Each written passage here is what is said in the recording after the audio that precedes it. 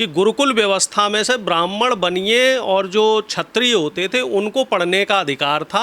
जो दलित था हमारे देश का, जो पिछड़ा था, आदिवासी था, और ख़ास तौर से जो हमारे देश की आधी आबादी महिलाएं, उनको पढ़ने लिखने का, शिक्षा दीक्षा का अधिकार नहीं था। महिलाएं घर के भीतर रहती थीं, घर के काम करती थीं।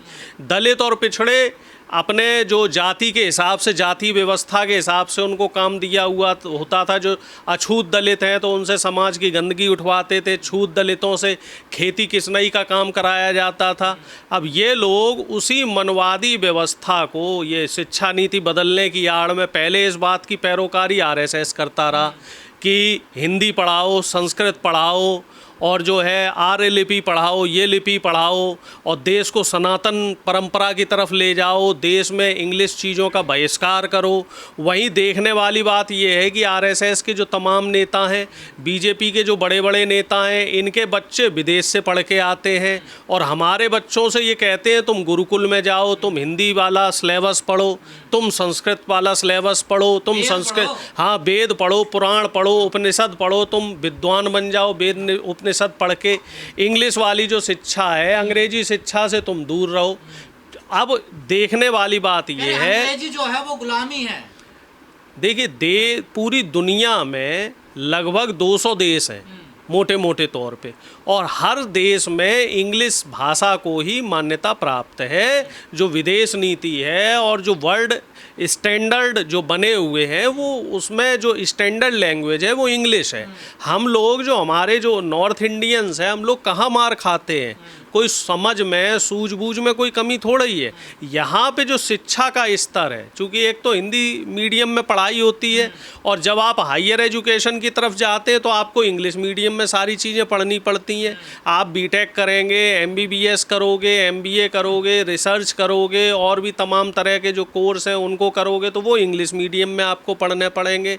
तो अगर बच्चा शुरू से ही इंग्लिश मीडियम में पढ़ता है तो उसके लिए कंपैरेटिवली चीज़ें अपेक्षाकृत थोड़ी ठीक हो जाती हैं और आसान हो जाती हैं, सरल हो जाती हैं, सुलभ हो जाती हैं। बीजेपी को क्या फायदा होगा इससे? बीजेपी को सीधा सीधा फायदा ये है कि जब व्यक्ति पढ़ेगा, उसकी बुद्धि का विकास होगा, वो तार्किक बनेगा, सरकार से सवाल करेगा। अभी बीजेपी के लिए जो सबसे बड़ा परेशानी का सबब है वो ये है कि देश में संविधान लागू है, दलित पिछड़ों को आरक्षण मिला हुआ है, शिक्षा में भी आरक्षण है, हायर एजुकेशन में लगभग 15-20% जो है हायर एजुकेशन में दलित पिछड़े पहुंच रहे हैं, पीएचडी कर रहे हैं, आईआईटी, आईआईएम जैसे संस्थानों में जा रहे हैं, और वो सरकार से सवाल कर रहे हैं।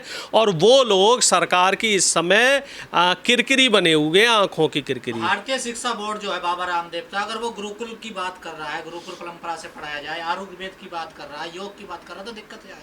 मैं आपको एक सीधे से उदाहरण से समझाता हूँ। हमारे देश की कितने विश्वविद्यालय, टेक्निकल यूनिवर्सिटी हैं जो इंटरनेशनल जो यूनिवर्सिटीज़ हैं उनकी रैंकिंग में आती हैं। न अंडर 50, अंडर 100 में कोई यूनिवर्सिटी और टेक्निकल संस्थान नहीं है, अंडर 200 में भी नहीं है, और अंडर 300 में भी नहीं है। और आज से 15 साल पहले अंडर 100 में हमारे देश के 4 से 5 संस्थान हुआ करते थे। तो पिछले 12 से 15 साल में शिक्षा का स्तर बीजेपी पहले से गिरा चुकी है, और जो न्यू एजुकेशन पॉलिसी लगी है उससे काफ़ी गिरावट आई है। और आप कह रहे हैं कि भारत शिक्षा बोर्ड, तो भारत शिक्षा बोर्ड में आप हमें ये भारतीय शिक्षा बोर्ड, आप इसमें हमें ये बताइए कि इसमें क्या टेक्नोलॉजी पढ़ाओगे आप, क्या इसमें रिसर्च कराओगे आप? हमारे देश में जो अभी रिसर्च हो रही है, जो CSR फंड है, उसको तो आपने कम कर दिया है। लोग पीएचडी करने के बाद पोस्ट डॉक्टरल फेलोशिप के लिए और आगे रिसर्च करने के लिए विदेश की तरफ जाते हैं। पढ़े लिखे लोग पलायन करने पे मजबूर हैं, बाहर नौकरी करने पे मजबूर है। आप हायर एजुकेशन का एक आंकड़ा उठाकर देख लीजिए कि जो व्यक्ति यहाँ से बीटेक कर रहा है, MBBS कर रहा है, MBA कर रहा है, या फिर और इनके समकक्ष जो कोर्स कर रहा है, उसमें से कितने लोग भारत में रह के नौकरी कर रहे हैं। मेघालय शिक्षा नीति का मतलब समर्थन कर रहे हैं। मैं बिल्कुल, जो टेक्नोलॉजी चाहे वो किसी भी देश की हो, किसी भी व्यक्ति ने बनाई है, और अगर उससे मानवता का भला हो रहा है तो मैं उसका समर्थक हूँ। और जहाँ तक मैं मैकाले की नीति मानता हूँ तो मैकाले की शिक्षा नीति ने इस देश में नहीं पूरी दुनिया में ही एक क्रांति लाई है। और उसी क्रांति का नतीजा है कि जो यूरोप जैसे देश हैं वो डेवलप हो चुके हैं, अमेरिका जैसा देश है वो डेवलप हो चुका है, चाइना डेवलप्ड कंट्री है, जापान डेवलप्ड कंट्री है, रूस डेवलप्ड कंट्री है। ये लोग अभी मैं चाइना के बारे में कुछ चीज़ें देख रहा था कि चाइना में जो रेगिस्तानी क्षेत्र है वहाँ उन लोगों ने टेक्नोलॉजी और साइंस की मदद से खेत जो होता है ना खेती करना शुरू कर दिया है, रेत में खेत बना लिए। और हमारे देश में क्या है, हम लोग जो उपजाऊ ज़मीन है हमारी, हम उसको भी रेतीली बनाने पे लगे हुए हैं, बंजर बनाने पे तुले हुए हैं। हमारे यहाँ जो अरावली की पर्वत श्रृंखलाएँ हैं, हमारे यहाँ ये बताया जा रहा है पिछले 20 साल में जंगल जो है कई हजारों हेक्टेयर जंगल ख़त्म कर दिए गए हैं।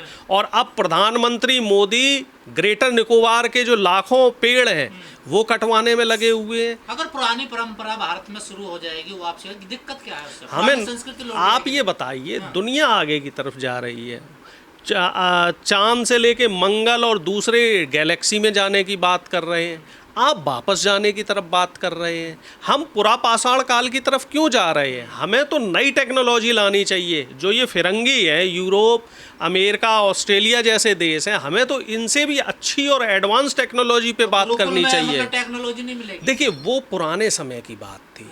पुराने समय में गुरुकुल चल रहा था और उस गुरुकुल में सवर्ण लोगों के जो बच्चे हैं वो पढ़ रहे थे। दलित पिछड़ों को तो में आप नहीं पढ़ पाओगे। हम कहाँ, हमें तो अंगूठा देना पड़ता था। गुरुकुल की परंपरा एकलव्य बनते थे गुरुकुल से। गुरुकुल से दलित पिछड़ों को क्या मिला है? अंगूठा कटा है, उनका शोषण हुआ है गुरुकुल में। गुरुकुल से पढ़े हुए हमें कोई बता दो जी, पुराने रामायण और महाभारत काल में कि कितने लोग गुरुकुल से पढ़े हुए थे वो जो राजा महाराजा बन गए।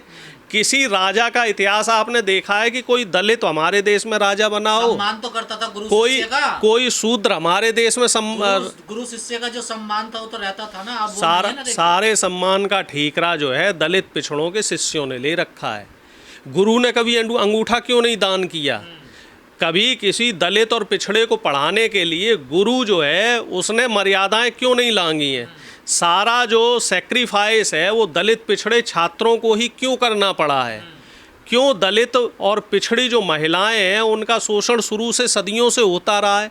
क्योंकि हमारे देश में ये जो गुरुकुल टाइप की व्यवस्था थी, हमारे देश में ये जो मनवादी टाइप की व्यवस्था थी, इस व्यवस्था ने देश को 2 वर्गों में बांटा हुआ था। दलित पिछड़ों को गुलाम बनाने की तैयारी है और क्या पिछले 12 साल से और हो क्या रहा है? पिछले 12 साल से धीरे धीरे शिक्षा को कमज़ोर किया जा रहा है। शिक्षा को कमज़ोर करने की इनकी साजिश कैसे है? जो सरकारी संस्थान हैं उनमें सीटें नहीं बढ़ाओ, प्राइवेट संस्थानों को बढ़ावा दो, प्राइवेट संस्थानों में फीस इतनी ज़्यादा कर दो कि गरीब आदमी ना पढ़ पाए। और ज़्यादातर जो गरीब और मध्यम वर्गीय है वो दलित पिछड़ा है, क्योंकि वो सरकारी संस्थानों में पढ़ के आगे बढ़ रहा है। आप ये देखो कि अगर इस देश में आरक्षण नहीं होता तो क्या एक किसान का बेटा डॉक्टर इंजीनियर बन पाता? क्या एक किसान का बेटा IAS अफसर बन पाता, पुलिस अधिकारी बन पाता, जज बन पाता, वकील बन पाता? नहीं बन पाता। और अब ये लोग धीरे धीरे संविधान को कमज़ोर करके जो सरकारी यूनिवर्सिटीज़ हैं, सरकारी कॉलेज हैं, उनमें धीरे धीरे सीट कम करके देश में निजीकरण को बढ़ावा दे के दलित और पिछड़ों को मुख्य धारा से अलग करने का काम कर रहे हैं। ये लोग दलित और पिछड़ों को मनवादी व्यवस्था में फिर से गुलाम बनाने की कोशिश कर रहे हैं। इन लोगों की साजिश ये है कि मैकाले के नाम पे ये बता दें कि वो विदेशी व्यक्ति था और हमें भारतीय सभ्यता और संस्कृति की तरफ बढ़ना है। ये वही बाबा रामदेव है जो 12-13 साल पहले कह रहा था कि मोदी सरकार आ गई तो 15 लाख अकाउंट में आ जाएंगे, डीजल पेट्रोल के जो दाम हैं वो कम हो जाएंगे। अब बाबा ये कह रहा है कि नहीं हो रहे तो क्या मेरी पूंछ पाड़ लोगे? और अब बाबा हमें भारतीय शिक्षा बोर्ड के नाम पर हमारे देश की जनता को बहकाना चाह रहे हैं। बाबा ने तो अपनी दुकान सेट कर ली है, बाबा ने तो अपने व्यापार टनाटन कर रखे हैं। अब बाबा एजुकेशन की तरफ बढ़कर हमारे देश के दलित पिछड़ों का सत्यानाश करना चाह रहा है। तो मैं तो अपने देश के दलित पिछड़ों से ये कहूँगा कि बाबा की जो साजिश है, बीजेपी की जो साजिश है, RSS की जो चाल है, उस चाल में किसी भी दलित पिछड़े को फंसना नहीं है। आपने कहा अंग्रेजी तो पूरी दुनिया को कनेक्ट रिफ्लेक्ट करती है ना। बिल्कुल करती अगर है। भारत से अंग्रेजी खत्म हो जाती तो भारत में तो अकेला ही बचेगा। भारत अलग अलग हो जाएगा, बिल्कुल। भारत तो ऐसे मान लो फिर अफ्रीका के जंगलों की तरह हो जाएगा। हम टेक्नोलॉजी से बिल्कुल अलग हो जाएंगे। अगर हमें दुनिया में आगे बढ़ना है तो जो टेक्नोलॉजी चल रही है, जो भाषा चल रही है, उसको एडॉप्ट करना पड़ेगा। रूस जैसे देश हैं और भी तमाम छोटे छोटे देश हैं, उन लोगों ने भी चीज़ों को एडॉप्ट किया और वो आगे तो बढ़े। ये तर्क दिया जाता है ना कि हम अपनी संस्कृति को भूल गए, ये थोड़ी कौन भूल गया? महंगी है, जो गरीब बच्चे हैं कौन वो भूल इसे गया? अफोर्ड नहीं कर पा रहे हैं। कौन भूल गया? कोई नहीं भूला है संस्कृति को। सभ्यता को समझा सब अपना रहे कोई हैं। संस्कृति को नहीं भूला है। सारी लड़कियां आज जीन्स पहन रही हैं। आज की तारीख में हमारे देश में अभी भी बड़ों का आदर होता है। हम अभी भी बड़े बुजुर्गों को हाथ जोड़कर नमस्ते करते हैं, पैर छू के उनका अभिवादन करते हैं। हमारे यहाँ अभी भी 30 त्योहार पे आपस में जाति धर्म भूलकर लोग मिलते हैं, एक दूसरे को मिठाई बांटते हैं, मिठाई खिलाते हैं, एक दूसरे के घर आना जाना होता है। ये संस्कृति और जो परंपरा है, ये तो हमारे देश की पहचान थी, है और रहेगी। लेकिन इस संस्कृति और परंपरा और पहचान की आड़ में बीजेपी जो अपनी राजनीतिक रोटियां सेकना चाह रही है, आरएसएस जो अपना मनवादी एजेंडा लगाना चाह रही है कि हमारी परंपरा कमज़ोर हो रही है, लड़कियां जीन्स पहन रही हैं, लड़कियां कम कपड़े पहन रही हैं, तो भैया ज़माने के हिसाब से तो चलना ही पड़ेगा। हम लोग क्यों पिछड़ गए? क्योंकि जो मुग़ल आए थे वो तलवारों से हम पे हमला कर रहे थे, हमारे पास भाले थे। अगर उस समय हमने अपनी टेक्नोलॉजी को एडवांस किया होता तो मुग़ल हम पे हमला नहीं कर पाते। फिर अंग्रेज़ बंदूकें लेके आ गए, हम तलवारों से लड़ते रह गए, हम अपनी पुरानी दकियानूसी परंपराओं में लगे रह गए। भैया समय के हिसाब से आपको आगे बढ़ना पड़ेगा, समय के हिसाब से आपको आगे चलना पड़ेगा। इंदिरा गांधी जी नहीं होती और देश में परमाणु परीक्षण नहीं हुआ होता तो क्या आज हमारे देश पर कोई भी छोटा मोटा देश आके हमला कर देता कि नहीं? नहीं, हम तो आगे जाना चाह रहे हैं। हम तो ये चाह रहे हैं कि जो दुनिया के सबसे ज़्यादा विकसित देश हैं, वहाँ पे जो साइंस टेक्नोलॉजी है, वहाँ जिस स्तर की पढ़ाई है, हमारे देश की शिक्षा का स्तर उससे एक सीढ़ी ऊपर होना चाहिए, नीचे नहीं होना चाहिए। कोई फर्क नहीं पड़ता। देशद्रोही घोषित करें, राष्ट्रद्रोही घोषित करें, हमें इन चीज़ों से कोई फ़र्क नहीं पड़ता है। और ना हमें इन बीजेपी आरएसएस के मनवादी लोगों से इस तरह का कोई सर्टिफिकेट चाहिए। देश हमारे दिल में है और देश प्रेम हमारे जो रगों में कूट कूट के भरा हुआ है। ये गुरुकुल जो पद्धति की जो सबसे ज़्यादा चर्चा हो रही है, इसमें क्या महिला लेडीज भी पढ़ने जा सकती है? नहीं पढ़ेंगी, दलित पिछड़े नहीं पढ़ेंगे। महिलाएं नहीं पढ़ सकती। धीरे धीरे ये लोग ये कहेंगे अरे महिलाओं को मत पढ़ाओ, संस्कृति बिगड़ेगी। फिर ये कहेंगे दलित पिछड़ों को मत पढ़ाओ, क्योंकि तुलसीदास जी क्या कह गए थे?